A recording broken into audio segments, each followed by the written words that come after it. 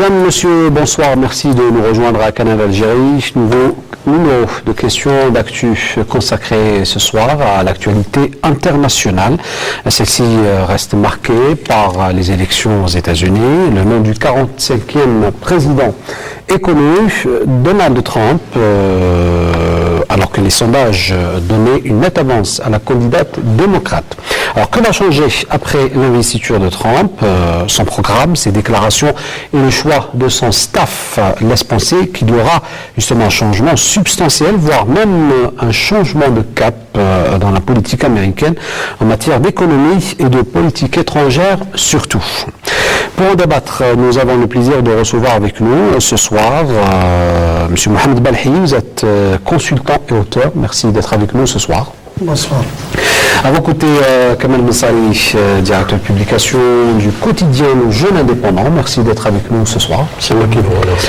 Également avec nous, M. Abdelhak Kamki. Vous êtes politologue, spécialiste des questions économiques et des questions liées aux relations internationales. Merci d'être avec nous ce soir. Merci à vous. À vos côtés, Lia Sahar, journaliste, spécialiste des questions énergétiques et économiques notamment. Bonsoir. Avant de revenir à vous, je vous propose de suivre ce compte rendu sur les derniers développements autour de l'après-élection de Trump. C'est signé Rafiq Hamidash.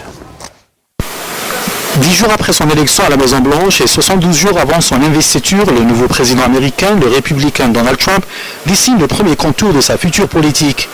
3 premières personnalités ont fait leur entrée dans le cabinet du nouveau président des États-Unis.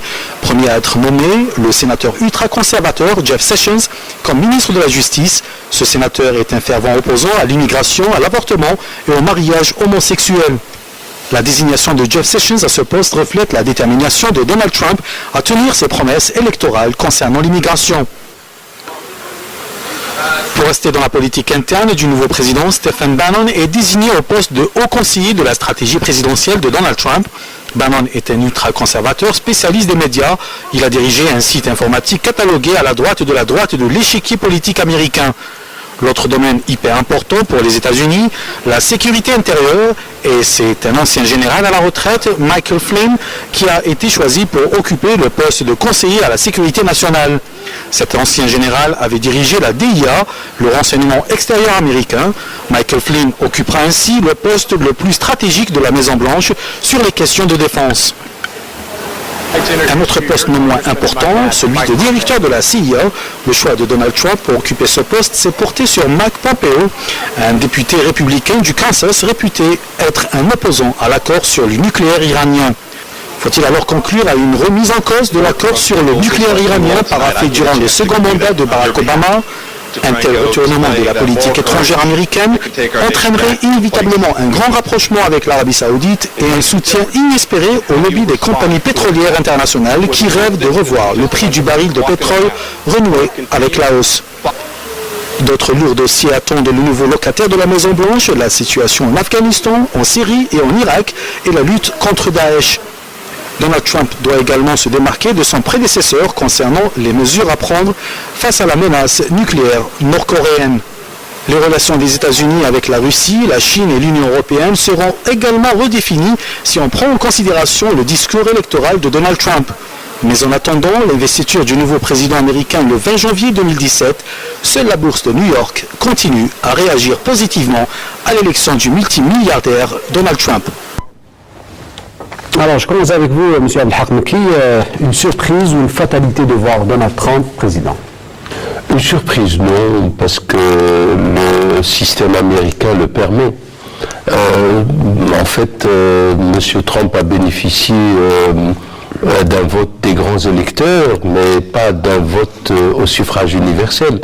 C'est-à-dire que s'il y avait un suffrage universel, c'est Mme Hillary Clinton qui aurait été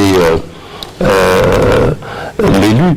Mais comme c'est un système qui a été défini au moment de l'élaboration de la Constitution, il est bien évident qu'il y a eu des hésitations à l'intérieur des grands électeurs et donc la majorité est partie vers M. Trump. dans la mesure où il a obtenu 290 électeurs qui ont voté en sa faveur. Et je crois que effectivement, il y a en même temps un certain conservatisme qui s'est exprimé et dont Mme Hillary Clinton n'a pas été assez attentive. C'est celui de la misogynie. M. Trump a franchement abordé la question de ce point de vue-là, et il l'a montré le jour même de résultats, puisque son épouse n'a pas assisté comme le veut la tradition au moment où il s'est présenté devant l'opinion publique pour faire ses déclarations. Donc le soir de son élection, on a vu qu'il s'était présenté avec son fils, une image assez importante. C'est la première fois qu'un président des États-Unis élu ne se présente pas avec sa femme à ses côtés. Donc je crois qu'il y a eu une certaine expression d'un conservatisme anti-féminin. C'est que le peuple américain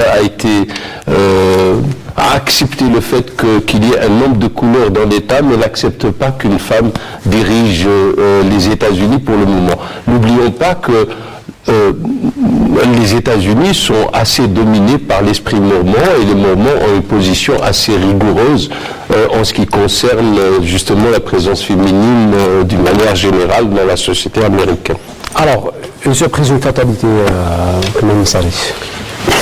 Surprise pour les médias surtout, qui ont raté l'analyse de la situation aux États-Unis.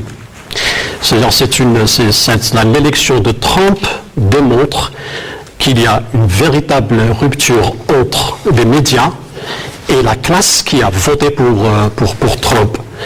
Les chiffres que vous contredisent en disant qu'il y a une misogynie, puisque 57% des votants étaient des femmes. Donc ils ont voté pour Trump. C'était un électorat qui est nouveau. Ce qu'il faut retenir, c'est qu'il y a une base nouvelle qui est en rébellion, réfractaire par rapport à l'establishment, par rapport au Parti républicain. Nous devons nous rappeler que Trump n'était pas le candidat du Parti républicain au début. Maintenant, il essaye de se réconcilier avec au moins celui de l'establishment. L'establishment, c'est un autre débat, c'est une autre image. Mais ce que nous avons constaté, c'est que les médias aujourd'hui n'étaient même pas capables, comme ce qui se passe aujourd'hui en France, n'étaient même pas capables de prédire, de donner une vision ou bien de donner un éclairage que Trump pouvait être un candidat potentiel ou bien plutôt le futur chef d'État. Nous avons remarqué que les républicains ont cru pouvoir battre Hillary Clinton parce qu'ils pensaient qu'elle était la plus faible, une candidate très faible. Peut-être là aussi la misogynie s'est manifestée, peut-être au sein même de l'électorat démocrate, parce que c'était là. Et lorsqu'on revient au suffrage universel, on avait cru que Trump avait perdu le suffrage universel, mais les derniers chiffres, ils disaient qu'ils étaient vraiment ex aequo, sinon il avait une petite marge. 303 grands électeurs étaient en sa faveur et non pas 290, sauf que maintenant, l'élection de Trump, elle pose une nouvelle problématique, une nouvelle vision des États-Unis, c'est celle des marginalisés. Ce sont ceux qui ne se reconnaissent pas dans le Parti républicain, de la droite. C'est cette partie blanche des États-Unis qui n'a pas profité de la mondialisation, qui a été sous le coup, qui a été écrasée par les gros nababs de l'industrie. Et c'est pour ça que le discours de la délocalisation, de la relocalisation et l'anti-immigration et même sur l'islam a un petit peu porté, bien que je doute fort que Trump ou bien irait jusqu'à la logique d'aller vers un véritable isolationnisme qui pourrait être profitable pour cette assise électorale qui s'est reconnue dans le discours de Trump.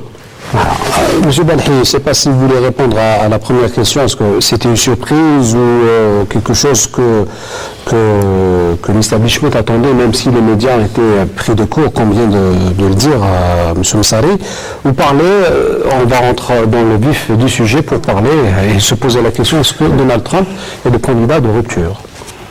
Une surprise, non, puisqu'il y a eu des précédents avec Jimmy Carter, et puis l'élément le plus important qui nous rappelle un peu ce qui s'est passé aux États-Unis, c'est surtout la victoire de Truman en 1948. Et là, tous les observateurs prédisaient, enfin même les spécialistes à l'époque, prédisaient la victoire du concurrent républicain. Républicain, oui. Et on a eu Truman, et si bien qu'à un moment donné, le journal de Chicago Tribune avait publié, il avait prédit l'élection du concurrent républicain.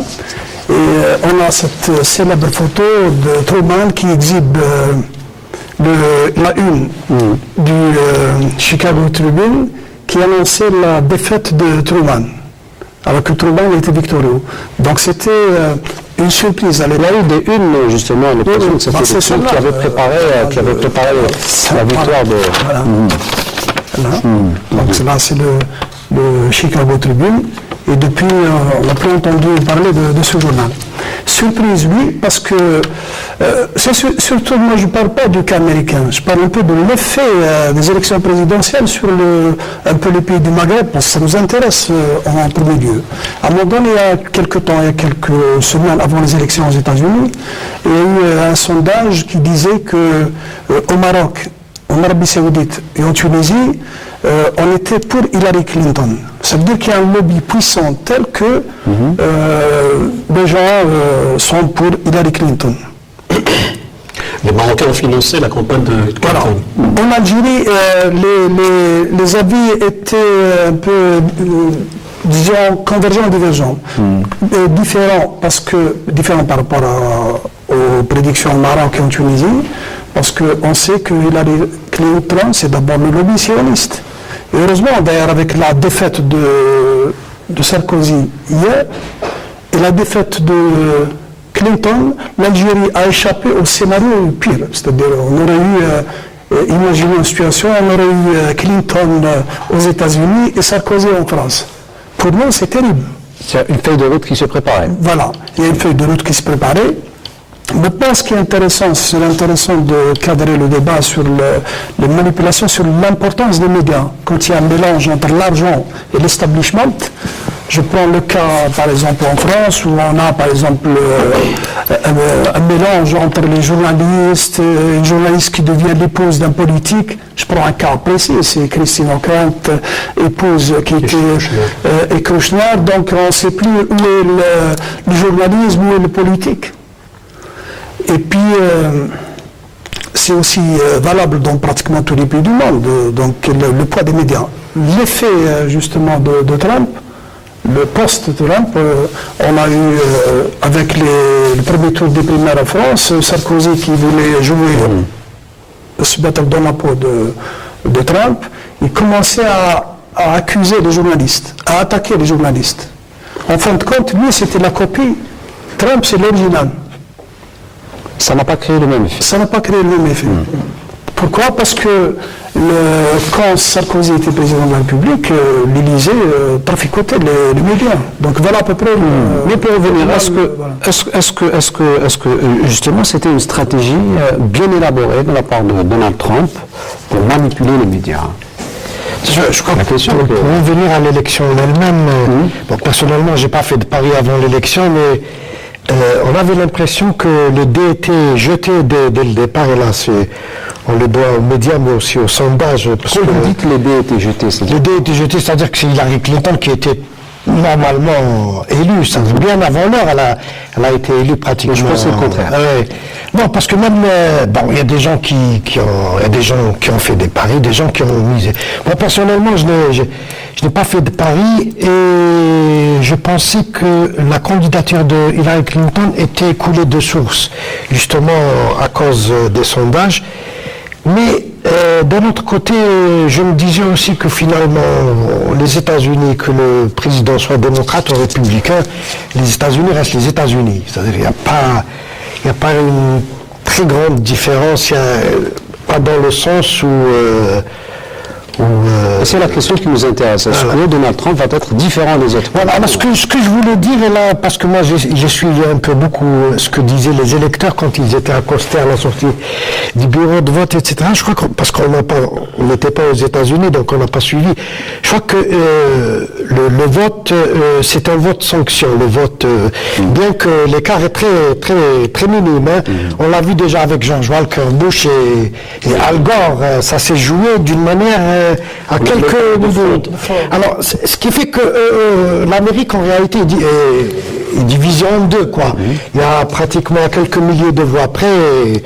Hillary Clinton aurait pu gagner l'élection.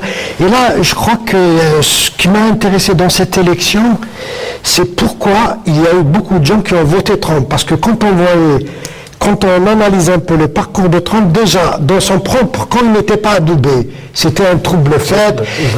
C'est une ancienne vedette de la télé-réalité. Hein.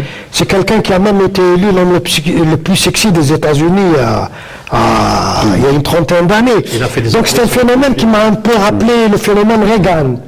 Et les États-Unis ont ce secret de sortir comme ça des phénomènes. Et cela sous-entend que Donald Trump, ce que je comprends de ce que vous dites, ce que vous insinuez peut-être je me trompe, que c'était un scénario américain.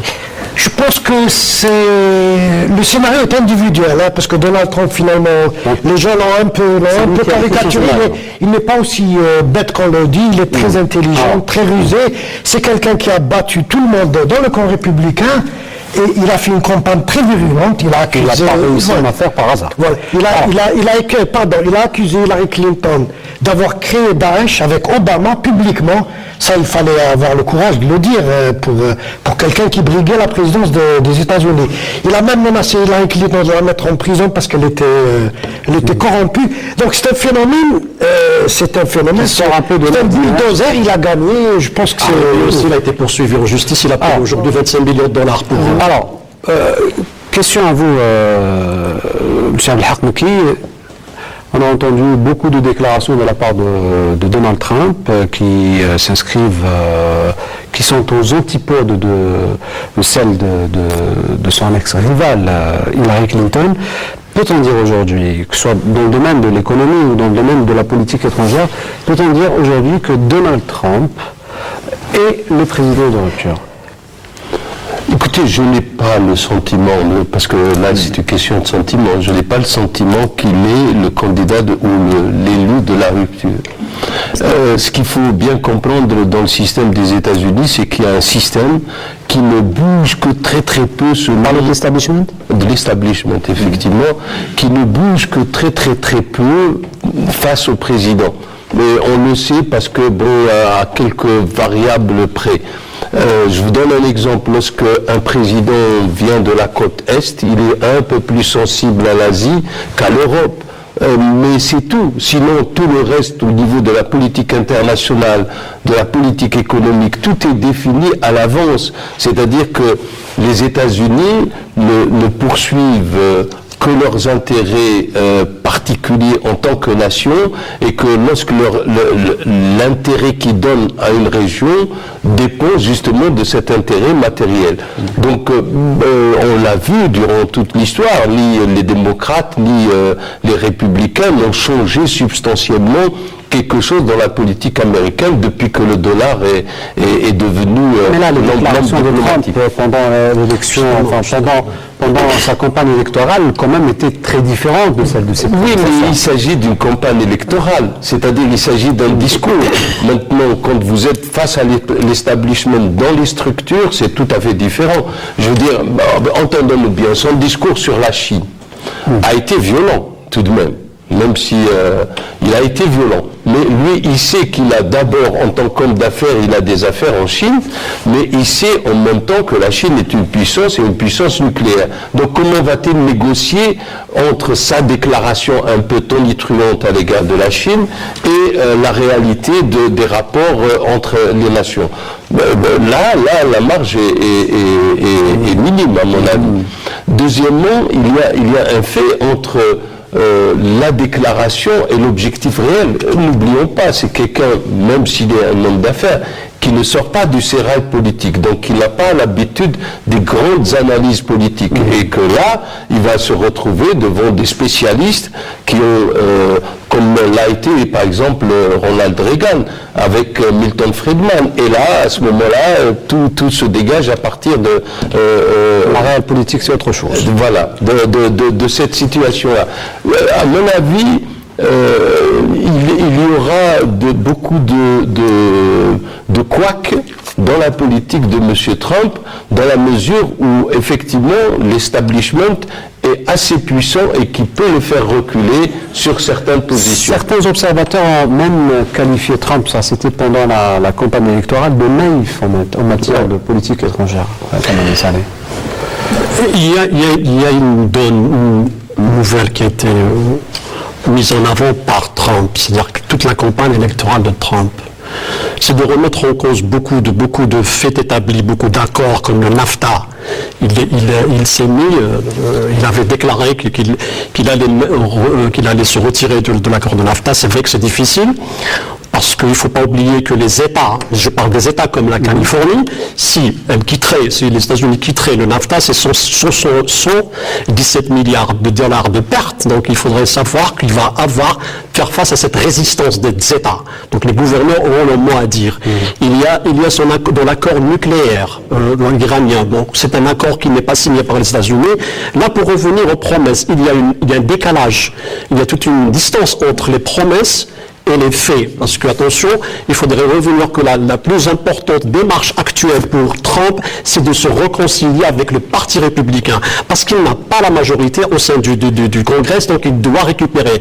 Qu'est-ce qu'il est en train de faire? Il est en train de mettre en place une équipe qui pourrait concrétiser cette réconciliation. Sauf et en même temps, elle nous donne des éclairages sur sa politique, sa démarche à suivre. Quand on voit que quelqu'un comme Michael Flynn, qui a pratiquement qui a des positions hostiles à l'islam, mais non pas aux musulmans, à l'islam, dans ce moment-là, on sait pertinemment quelle est la politique que va suivre la National Security Agency à l'égard de l'islam ou des musulmans. Donc c'est un point très important dans la démarche que va avoir l'administration Trump. Il y a autre chose.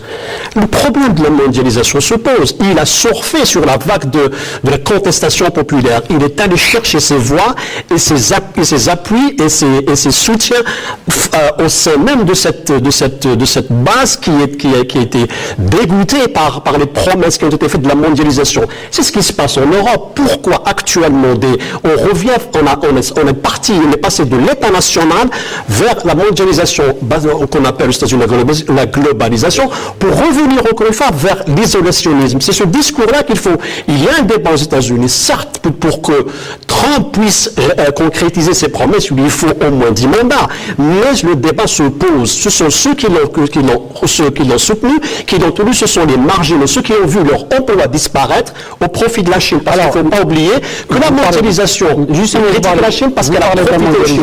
Alors, il affirme que la désindustrialisation venait surtout des délocalisations des accords de libre-échange.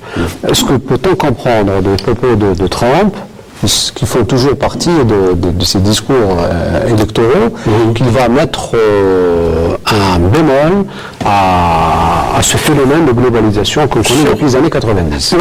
Pour le moment, c'est pas possible. C'est-à-dire, peut-être qu'on verra ça, mais le débat est posé, la question est posée. Peut-être que ça sera pas pendant les 2 mandats, mais plus tard. Quand vous avez Stéphane Bannon qui se déclare nationaliste économique, ce n'est pas dans la tradition des républicains. Absolument, non, absolument, mais il faudrait comprendre que on peut pas facilement, c'est-à-dire c'est très difficile, comme je vous ai dit, il y a des résistances au sein de l'establishment, au sein du Parti républicain et même au sein des gouverneurs qui pourraient lui mettre les bâtons dans les roues pour concrétiser sa politique économique. Il y a autre chose, quand il parle d'immigration, de mettre au départ il avait parlé de 11 millions, puis il a réduit à 2,5 millions.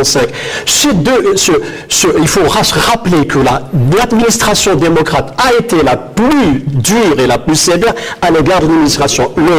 L'administration Obama a expulsé en 2 mandats ce que a expulsé Bush en 1 mandat, c'est-à-dire 2,5. C'est-à-dire qu'on revient aux chiffres, c'est-à-dire que finalement, Trump ne va expulser pratiquement personne. C'est-à-dire que c'est les mêmes chiffres, c'est les mêmes qui les répètent. Donc c'est un programme qui existe déjà.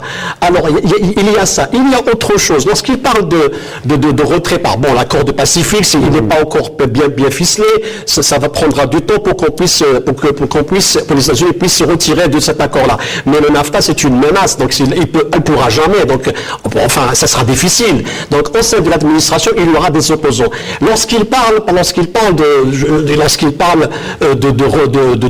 d'isolation, de relocalisation de l'économie, ça aussi, parce que c'est ce qui se passe, c'est un débat qui est réclamé, non seulement aux États-Unis, mais partout dans l'Europe. Vous savez, la crise, qu'est-ce qu'elle crée? La crise provoque l'extrémisme. On a vu autant de crises, ce sont les partis nationalistes comme le nazisme qui ont émergé. Mais lorsqu'il y a un essor économique, ce sont les démocraties qui gagnent. Donc c'est ce qui se passe aux États-Unis actuellement. Vous voulez dire que Trump est le produit d'une crise? Et il est le produit d'une crise, bien évidemment. Bien qu'il soit milliardaire, mais il est le produit d'une crise. Mais la crise est liée, cela dit, la politique de Trump risque d'aboutir sur certains points.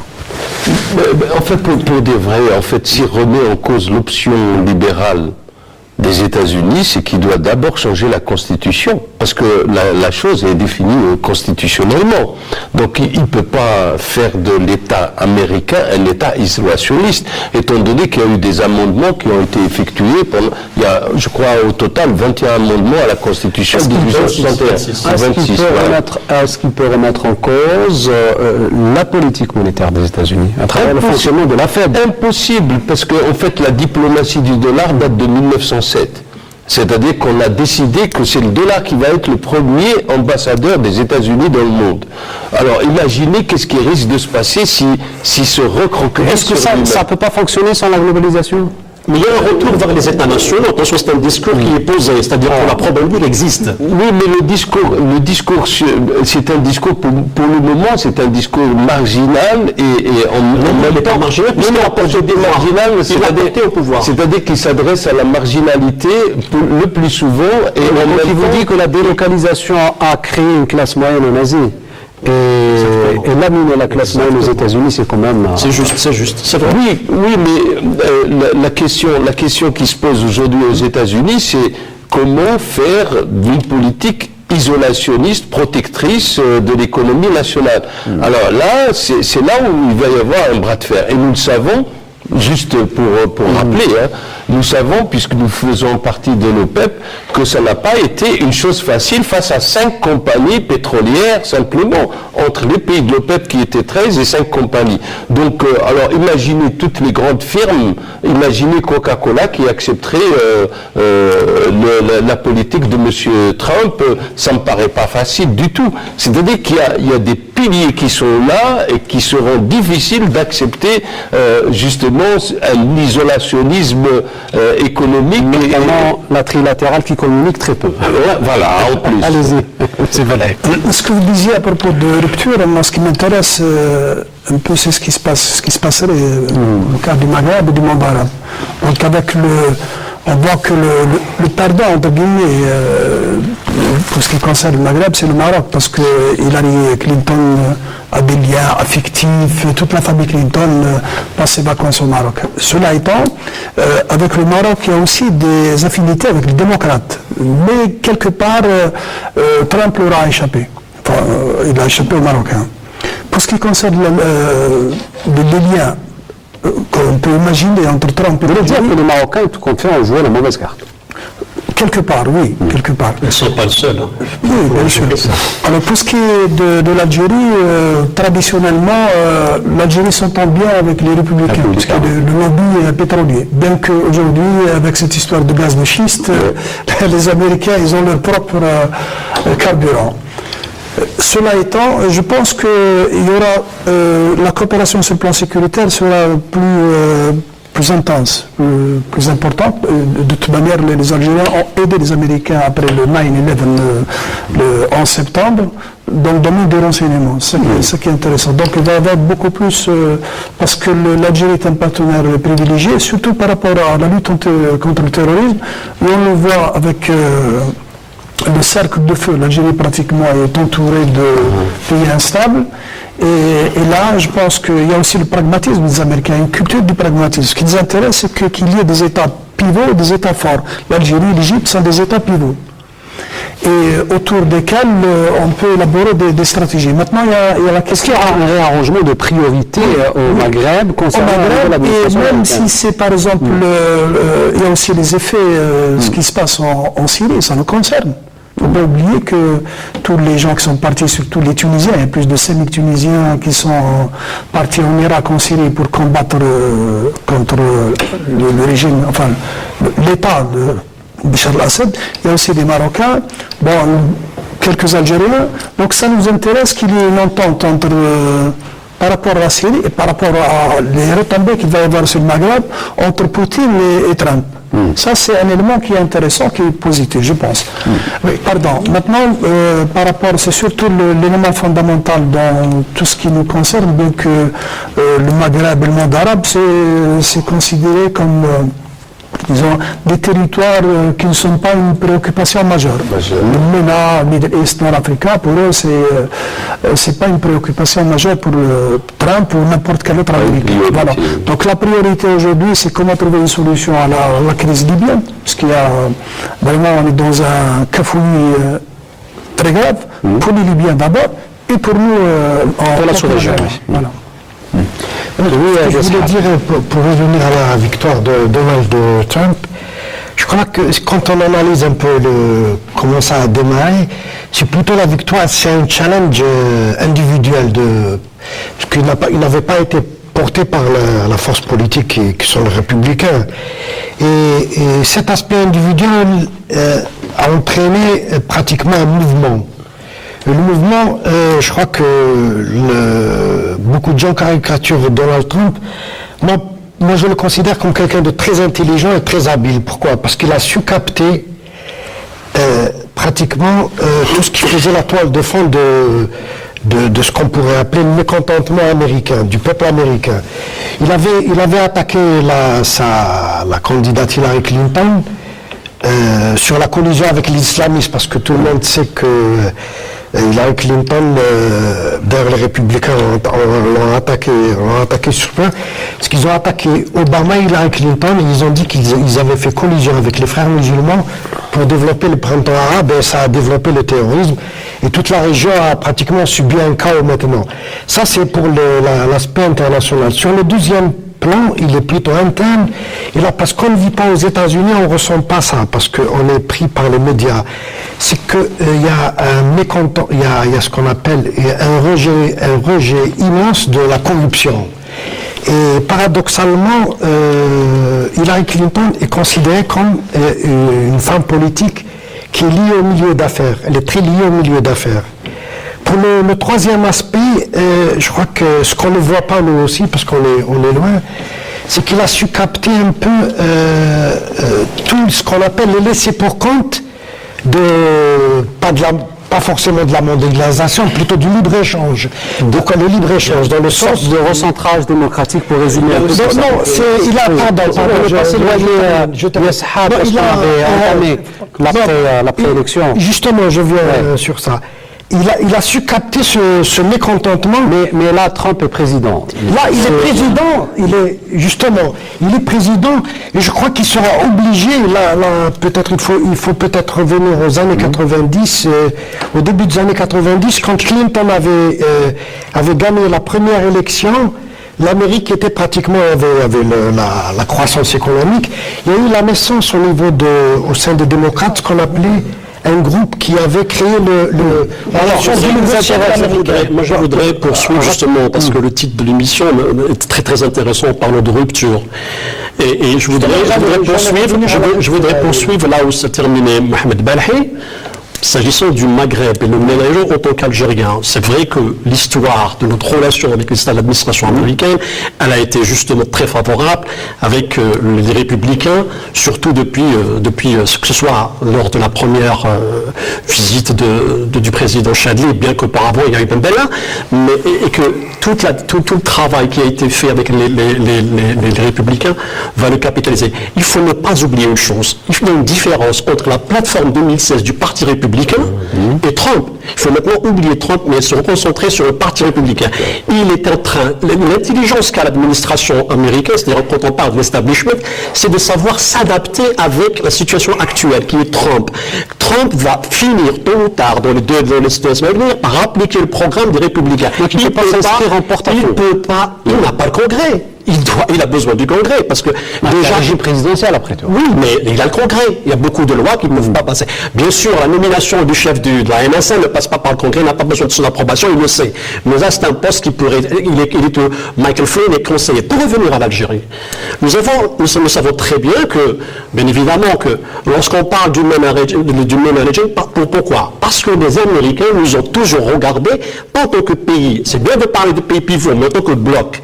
Si on se rappelle le rapport Potomac qui a été publié en 2009 et écrit par un panel de think tanks comme Albright, comme Martin Indy, comme Pearl, ils sont démocrates et républicains. Comment ils voyaient le Maghreb, comment ils voyaient cette région, et c'est là où le plan Baker s'est manifesté en faveur d'une solution qui a arrangé, à laquelle a adhéré l'Algérie, parce que il faudrait revenir au bloc.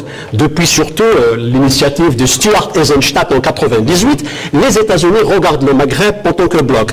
Bien évidemment, il y a toujours un pays pivot, c'est l'Algérie. Nous avons eu la chance d'avoir ce qu'on appelle un challenge, un défi commun, qui était la lutte anti-terroriste, qui s'est matérialisé par l'accord de 2003, ce qu'on appelle l'initiative Pan-Sahel, en 2003 avec l'Algérie et les pays du Sahel, et l'initiative de 2005, Trans-Sahel, qui préconisait des programmes économiques parce que la lutte, l'usage de la force ne suffisait pas pour un petit peu stabiliser la région, donc il fallait de l'économie. Donc c'est ce genre d'accord, ce genre de travail que l'Algérie et les États-Unis vont développer à l'avenir. Bien sûr, il y aura la question énergétique, ça sera une qui ne concernera pas simplement l'Algérie, mais tous les pays. Donc il faudrait dire que c'est vrai que lors de sa campagne électorale, M. Trump a dit que l'Afrique du Nord, c'est une chasse gardée de la France. Ça c'est sur le plan politique, mais sur le plan des faits, c'est que là, il y a des accords. On sait très bien, si on revient à la déclaration de l'ambassadrice des États-Unis, Mme Pellacci, qui a dit que les États-Unis et l'Algérie, c'est une relation sereine et calme. C'est ça que recherchent les États-Unis. On a un Maghreb en ébullition, une Afrique du Nord.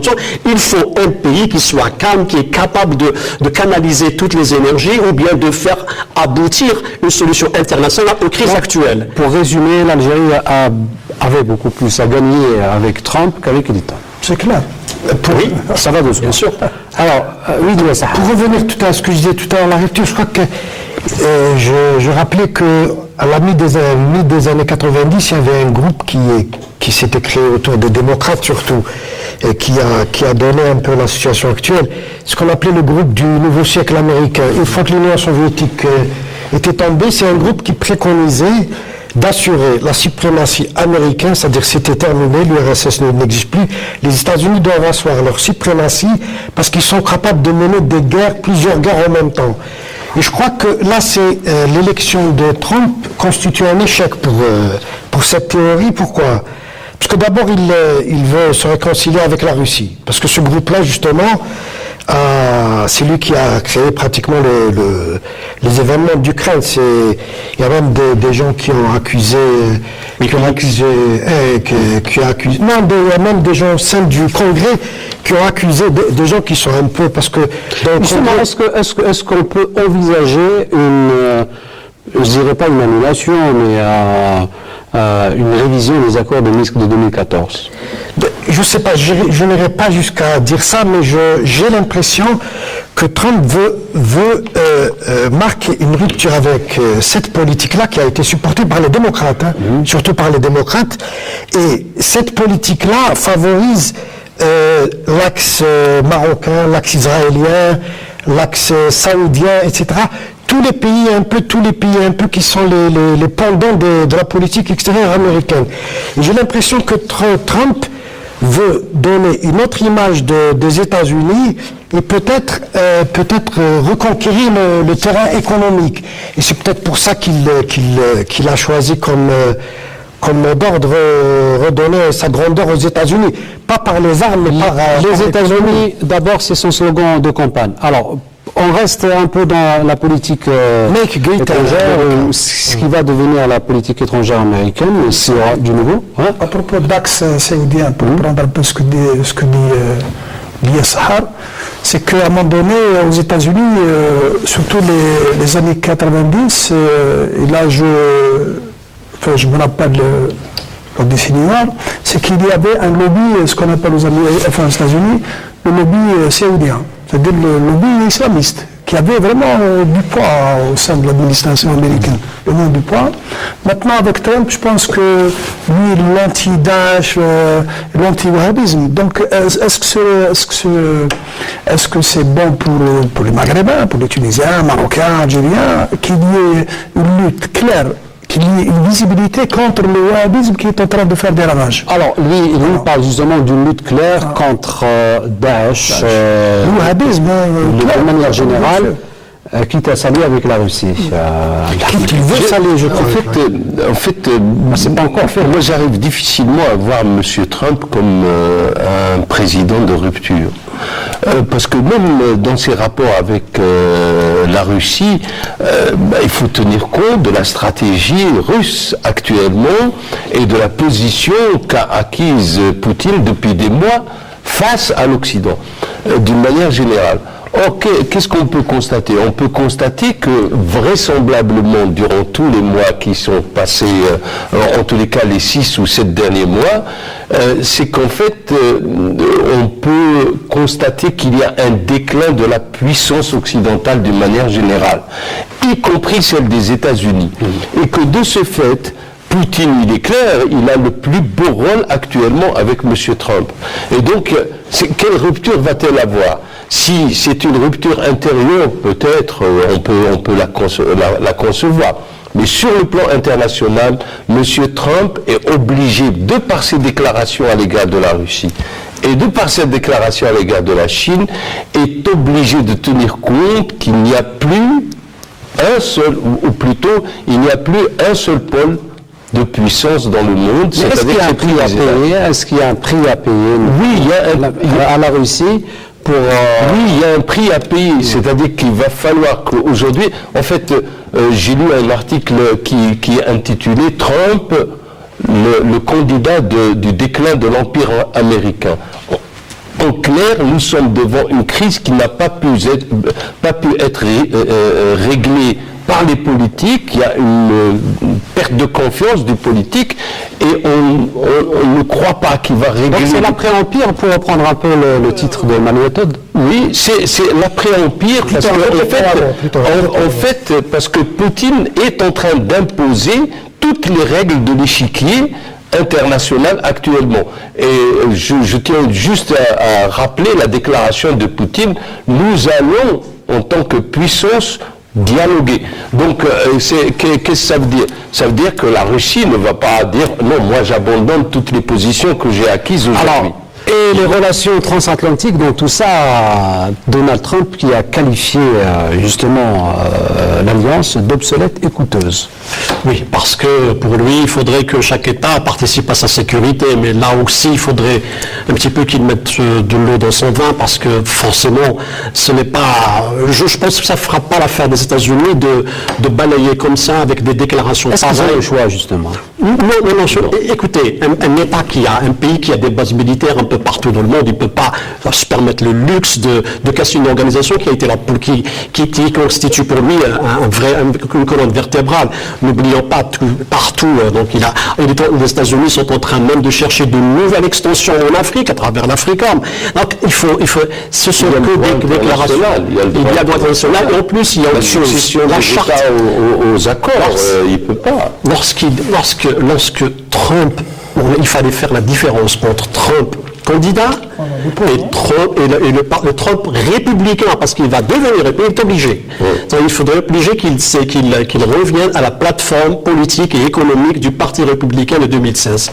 Maintenant, est-ce que sur le plan sécuritaire, vraiment il va aller vers ce repli-là, c'est impossible parce qu'il y a des dossiers encore qui ont été créés auxquels est associé les États-Unis, pour ne pas dire créés, qui peuvent pas. Vous savez que quand il parle de signifie la nomination de Michael Flynn comme conseiller à la ça signifie beaucoup de choses, ça signifie une orientation surtout idéologique, parce que ce qui nous intéresse, ce n'est pas les déclarations, mais c'est l'idéologie des personnes, ce qu'ils croient, leurs croyances, c'est ça qui est important. Maintenant, en parlant de retrait du Moyen-Orient, mais c'est une politique qui a été entamée par Bush, que Obama a exécuté, que Trump va finir pour revenir à l'établissement. Ce sont les institutions qui dirigent aux États-Unis. Michael Flynn, ce n'est qu'un conseiller, mais il y a tous les poids lourds. Il faut pas oublier, les élites ont un mot aux États-Unis. C'est un grand État. Il y a tous les gouverneurs, tous les États ont leur mot à dire. Donc ce n'est pas une affaire d'un seul homme. Que ce soit sur le plan de sécurité ou sur le plan économique, certes, comme il a dit M. McKee, Trump a été élu pour calmer le jeu à l'intérieur. Mais sur le plan externe, ce sera difficile. Parce que l'accord iranien, il en a parlé. Et c'est un accord qui ne concerne pas que les États-Unis, il y a 6 pays, c'est tous les Occidentaux. Lorsqu'il parle de la Russie, la puissance de la Russie, elle ne l'a pas acquise actuellement. C'est une puissance qui a été la reconquista, le retour de la Russie a été le travail de plusieurs années depuis la guerre au Caucase, c'est-à-dire en Tchétchénie. Donc c'est ça qui la puissance russe, elle est revenue. Et l'installation des missiles en Syrie a été l'indication. Est-ce que les États-Unis, l'establishment dont vous parlez, vous dites que c'est en réalité c'est eux qui décident, ont le choix dans une conjoncture internationale marquée par le retour de ce que vous appelez tout à l'heure le retour des États-nations? C'est un débat. Actuellement, il y a un débat. Il y a un débat qui se pose. D'ailleurs, Paul Kennedy, on a parlé en 87 lorsqu'il a prédit la puissance la montée en puissance de la Chine et le déclin des États-Unis. Et puis il y a eu Huntington qui a parlé, Samuel Huntington qui a parlé de choc civilisation. Maintenant, il y a, parce que ce langage-là, le retour aux États-nations, c'est quoi? C'est la faillite de toutes les promesses qui ont été faites. Par exemple, en Europe, lorsqu'il y a eu l'unification monétaire et la création de l'Union européenne, il y a eu des promesses que ça sera un essor, que ça va profiter au peuple. Finalement, non, ça a profité aux nantis. Donc les peuples ont été marginalisés. Ça n'a pas profité. La mondialisation a transféré toutes les sociétés vers la Chine. Ça n'a pas profité au peuple, mais ça n'a profité qu'aux multinationales. Donc c'est cela, c'est cet retour-là qui est réclamé par les peuples. C'est pour ça qu'il n'a pas été prévu par les peuples. Ça n'a pas été vu par la presse. C'est ce qui se passe actuellement. Ce qui s'est passé au Brexit, c'est la même chose. Lorsque les Européens, lorsque la crise de la mondialisation a éclaté en Grèce, quand ils disent les Européens, ils ont dit que les Grecs sont des feignants qui ne travaillent pas. Voilà le résultat. Alors que c'est faux. C'est qu'on a calqué un modèle européen à une nation qui ne l'acceptait pas. C'est ça. Donc c'est pour ça que le modèle... Une question un peu est-ce que le 4e mandat de Mme Merkel, qu'elle a annoncé officiellement aujourd'hui, s'inscrit dans cette logique de ce sillage de l'Europe qui veut apporter un contrepoids à l'élection de Donald Trump? En tous les cas, l'Europe a été toujours un contrepoids aux États-Unis. Rappelez-vous les déclarations du général de Gaulle, elles étaient claires à l'époque. Qui avait quitté l'OTAN. Qui avait quitté l'OTAN, mais qui avait dit qu'on devrait faire l'Europe de l'Atlantique à l'Oural et qui a dit nous voulons être indépendants, donc ne pas dépendre de la Russie, des États-Unis. Il reste que, entendons-nous bien, la situation de l'État américain aujourd'hui, c'est qu'il a produit 2 effets sur le plan mondial qui sont actuellement en soubassement, en train de laminer des positions politiques même à l'intérieur des pays. D'un côté, il y a ce qu'on appelle la haine de l'Occident qui monte. Jean Ziegler en a fait le modèle aussi, il y a le modèle oui, la haine de l'Occident, c'est le titre de Jean Ziegler, son livre, où il décrit en fait, c'est l'Occident donneur de leçons est en train d'hériter l'ensemble du monde, y compris la Russie et la Chine. C'est-à-dire que quand vous allez à des réunions internationales, un Américain peut vous faire la leçon parce que vous êtes du tiers-monde ou parce qu'il y a une discussion où il lui semble qu'il est plus intelligent que les autres. Et puis il y a en même temps ce dont parlent Jacques Attali et Labadie, la géopolitique de l'humiliation. Et comment va-t-il gérer M. Trump tous ces phénomènes? C'est-à-dire qu'aujourd'hui, le terrorisme n'est pas simplement une action idéologique. Le terrorisme est aussi en train de revendiquer un territoire dans le Moyen-Orient. Et le terrorisme aujourd'hui se manifeste également militairement et stratégiquement. Et donc il y a une difficulté de tenir une politique, même si on a fait les plus belles promesses du monde, de tenir une politique face là.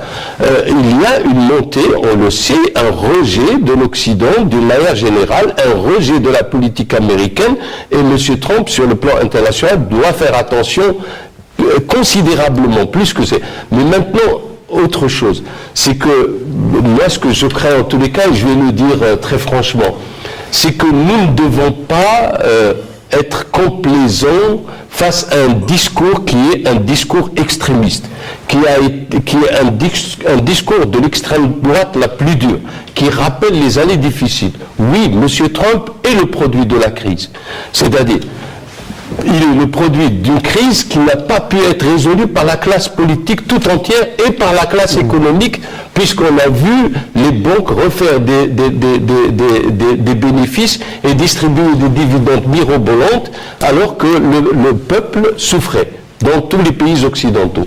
Donc oui, il est le produit de la crise. Oui, il est le produit de la crise parce qu'en fait, il est porté par la crise entre l'Est et l'Ouest, c'est-à-dire entre la Russie et l'Occident. Et qu'aujourd'hui, les États-Unis ont besoin de remarquer leur terrain, mais ils ne peuvent plus. Et ils perdent, y compris avec M. Trump, avec sa politique, ils perdent y compris leur hémisphère de prédilection, qui est l'Amérique latine, avec le Mexique. Donc là, ça va être difficile. On assiste à un déclin. Pour moi, c'est ça. Mais attention, nous devons être très vigilants parce qu'il s'agit d'une pensée d'extrême droite qui ressemble particulièrement, permettez-moi de faire le parallèle, qui ressemble parfaitement au même cheminement des années 20, de la crise de 1920, avec la montée du fascisme et du nazisme. Il est possible qu'on glisse vers cela, et que si on glisse vers ça, parce que Michael Flynn n'est pas un ange, la preuve c'est que M. Obama l'a démis dans la mesure où même ses collègues ne le supportaient pas. Donc il faut faire très attention avec les nominations, on voit la tendance. Et que je ne crois pas qu'on doit être aussi complaisant à l'égard de M. Trump, parce qu'on risque d'aller très très loin avec, sur ce plan-là, ce d'autant plus que les États-Unis, les États-Unis sont une puissance nucléaire et qui ont une expérience nucléaire. Avec cette nuance que l'idéologue des néoconservateurs Volvovich avait voté contre Trump. Oui. Donc apparemment, Trump, c'est le président Bush, je n'ai pas voté. Voilà. Je crois que si je serai le dernier à intervenir. Excuse. Il reste encore 2 minutes. Le dernier. Ce que je voulais dire, je crois que ça m'étonnerait qu'il y ait de grands changements sur la scène internationale.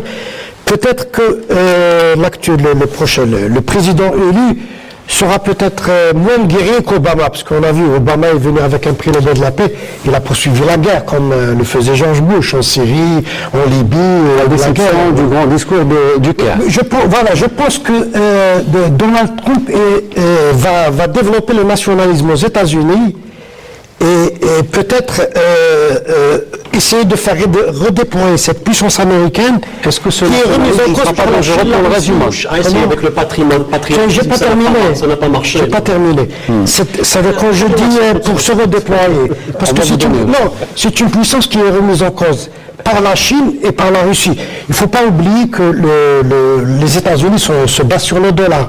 Or, la puissance du dollar est menacée sérieusement. Et je pense que c'est ça qui a fait que quelqu'un comme Trump gagne les élections aux États-Unis.